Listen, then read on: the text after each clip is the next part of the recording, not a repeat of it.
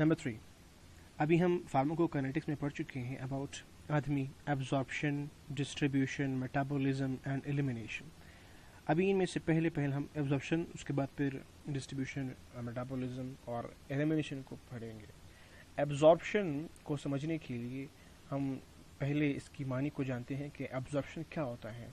किसी भी चीज़ का एब्जॉर्ब होना बॉडी में, आप जानते भी हैं, तो उसको हम लोग एब्जॉर्प्शन कहते हैं। तो जीआईटी से स्पेशली अगर हम बात करते हैं, स्टार्ट करते हैं जीआईटी से, ड्रग्स कैसे एब्जॉर्ब होते हैं। एब्जॉर्प्शन के लिए फॉलोइंग स्टेप्स दरकार होते हैं।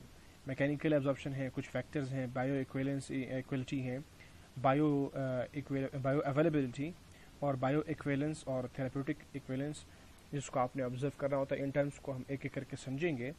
तो पहले हम आते हैं एब्जॉर्प्शन को समझने के लिए कि एब्जॉर्प्शन कैसे होता है, और फिर मैकेनिकल एब्जॉर्प्शन।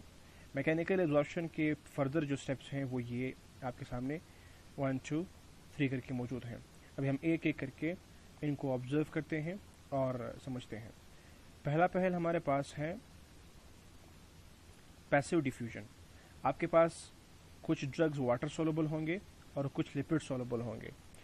जो वाटर सोलुबल होंगे वो ड्रग्स आपके बॉडी में इंट्रासेलुलर, आपके एक्स्ट्रा सेलुलर यानी कि सेल के बाहर से सेल के अंदर साइटोसोल तक जाने के लिए उसको, उन ड्रग्स को एक चैनल चाहिए होता है, उसको बोलते हैं एक्वापोरिन्स या एक्वस चैनल्स। तो उसके थ्रू वो ड्रग्स आपके बॉडी में, आपके सेल्स में अंदर जाएंगे। और कुछ जो लिपिड सोलुबल हैं वो बिना किसी चैनल के आपके बॉडी को मेम्ब्रेन को क्रॉस करके, सेल के मेम्ब्रेन को क्रॉस करके सेल के अंदर चले जाएंगे। This is called passive diffusion. और नेक्स्ट हमारे पास है that is called facilitated diffusion. Facilitated diffusion क्या होता है? इसमें एक प्रोटीन, जो आप जानते हैं कि कैरियर प्रोटीन, वो क्या करता है, मॉलिक्यूल्स को कैरी करता है। अभी देखिए, ये मॉलिक्यूल आया यहाँ पर, इसने इसको कैरी किया, यहाँ पर ओपन है, ओपन होने के बाद ये जो अब ये बंद हो गया, अभी बंद होने के बाद इसने मॉलिक्यूल को अंदर इनसाइड धकेल दिया। तो इसने ऊपर बाहर से उठाया और अंदर की तरफ भेजा। अब एक्स्ट्रा सेलुलर से intra cellular by mean of एक प्रोटीन को कैरी किया। इसको, इस टाइप को बोलते हैं फैसिलिटेटेड डिफ्यूजन। तो एक नेक्स्ट हमारे पास टाइप है जिसको हम लोग बोलते हैं एक्टिव ट्रांसपोर्ट। अभी एक्टिव ट्रांसपोर्ट में क्या होता है, आप जानते हैं कि इसमें एक्टिव ट्रांसपोर्ट पढ़ भी चुके हैं मैट्रिकुलेशन में, कि इसमें एक्सपेंडिचर ऑफ एनर्जी होती है, एटीपी यूज होती है एडीपी में, और मॉलिक्यूल जो है यहाँ पर आया वो यहाँ पर कंबाइन होगा by mean of ATP consumption. ATP use करने के बाद ये ड्रग रिसेप्टर है, ये आपका मॉलिक्यूल है, इस मॉलिक्यूल का यहाँ पर बाइंडिंग होगी। बाइंडिंग के बाद एटीपी को यूज करके वो जो ड्रग है, वो रिसेप्टर उस ड्रग को इनसाइड फेंक देगा, तो इनसाइड कर देगा, मतलब ये कि इनसाइड पहुंचा देगा। इस स्टेप को बोलते हैं एक्टिव ट्रांसपोर्ट, जिसमें एनर्जी की एक्सपेंडिचर हो, ये एटीपी की एक्सपेंडिचर हो, उसको बोलते हैं एक्टिव ट्रांसपोर्ट। और नेक्स्ट हमारे पास है दैट इज एंडोसाइटोसिस। एंडोसाइटोसिस में क्या होता है, लार्ज मॉलिक्यूल्स ड्रग्स के सेल मेम्ब्रेन क्या करता है, उसको पिंच आउट करता है। अभी सेल मेम्ब्रेन, ये पूरा आपका मेम्ब्रेन है, इसने क्या किया, इसने पहला मेम्ब्रेन तो इस तरह से होता है, लेकिन मेम्ब्रेन जब मॉलिक्यूल आता है तो मेम्ब्रेन अपना शक्ल तब्दील करके यूं पिंच हो जाता है। उस मॉलिक्यूल को अपने अंदर आकर के उसके ऊपर एक वैक्यूल बनाता है, फिर उस वैक्यूल को सेल के अंदर लाता है, फिर सेल में उसको छोड़ देता है, फिर उस सेल के अंदर उसकी फर्दर एक्टिविटी होती है, उसके मेटाबॉलिज्म होती है। तो उसके बाद हमारे पास नेक्स्ट जो है वो है ड्रग और एक्स्ट्रा सेलुलर सब्सटेंसेस के हवाले से, कि ये भी एक बैरियर किस्म का है, कि इसको बोलते हैं पी ग्लाइकोप्रोटीन्स। ये फिर क्या होते हैं, ये भी एटीपी को यूज़ करते हैं, एटीपी को यूज़ करते हैं। अभी देखो, फर्स्ट एटीपी है, ये कंजम्पशन इसकी होती है, एडीपी और इनऑर्गेनिक फॉस्फेट बन गया। अभी एडीपी और इनऑर्गेनिक फॉस्फेट बना, ये क्या हुआ, इन्होंने भी एटीपी यूज़ की, वो एक्टिव ट्रांसपोर्ट था, ये भी एक किस्म का एक्टिव ट्रांसपोर्ट है। एक्टिव ट्रांसपोर्ट में क्या हुआ कि एक्टिव ट्रांसपोर्ट में आपका ड्रग एक्स्ट्रा सेलुलर से, ये एक्स्ट्रा सेलुलर से इंट्रा सेलुलर आया, लेकिन इसमें क्या होता है, in case of drug extra cellular substance, कभी देखो यहाँ पर एक्स्ट्रा सेलुलर आपके सामने वाजे भी हैं, यहाँ पर इंट्रा सेलुलर है, ये एरोहेड दिखाई दे रहा है, ये बाहर की तरफ जा रहा है। इसका मतलब है कि ड्रग जो इंट्रा सेलुलर ड्रग जो है इनसाइड द सेल में आ गया है, ये इनसाइड सेल में भी मौजूद है, तो वो उन सेल्स में से उन ड्रग्स को यहाँ पर से इस चैनल के थ्रू, इस प्रोटीन के थ्रू ये बाहर निकालेंगे। तो ये क्या हुआ, ये एक्स्ट्रा सेलुलर ट्रांसपोर्ट हुआ। तो इस तरह से भी आपका जो डिफ्यूजन है वो होता रहता है, लेकिन अभी इन सब बातों को आपने सिर्फ एक नज़र देनी है। वो क्या कि फर्स्ट स्टेप जो हमारे पास है वो है एब्जॉर्प्शन, फार्माकोकिनेटिक्स का एब्जॉर्प्शन। ड्रग एब्जॉर्ब कैसे होगी?